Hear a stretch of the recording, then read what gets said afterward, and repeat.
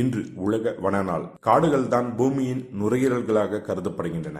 மரங்கள் கரிமல வாயுவை குறைப்பதன் மூலம் காற்றை சுத்திகரித்து காலநிலையை சீராக்க உதவுகின்றன.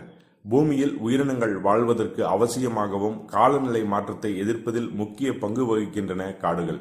இருப்பினும் காட்டழிப்பு மற்றும் சீரழிவின் அச்சுறுத்தல்கள் உலக அளவில் காடுகளின் உயிர் வாழ்வை அச்சுறுத்துகிறது. அவற்றின் முக்கியத்துவம் குறித்து விழிப்புணர்வை ஏற்படுத்த மார்ச் 21 சர்வதேச வன தினமாக அனுசரிக்கப்பட்டு வருகிறது. காடுகளின் முக்கியத்துவத்தை பற்றி சிந்திக்கவும் அவற்றை பாதுகாப்பதில் பராமரிப்பதில் நம்மை அர்ப்பணித்துக் கொள்ளவும் நம்மை அழைக்கும் நாளாகவே இந்த உலக வன நாள் அமைந்துள்ளது.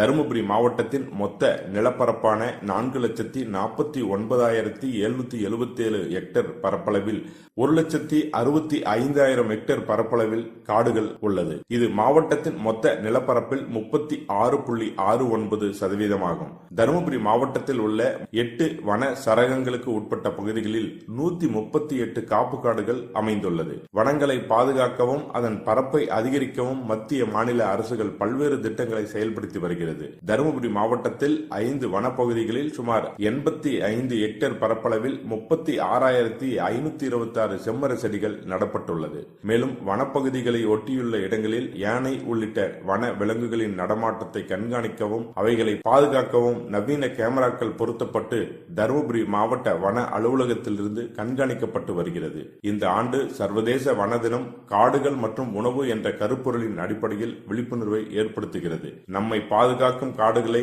நாமும் பாதுகாப்பது தற்போதைய சூழலில் மிகவும் அவசியமாகிறது. டிடி தமிழ் செய்திகளுக்காக தருமபுரியில் இருந்து மா. தண்டபாணி.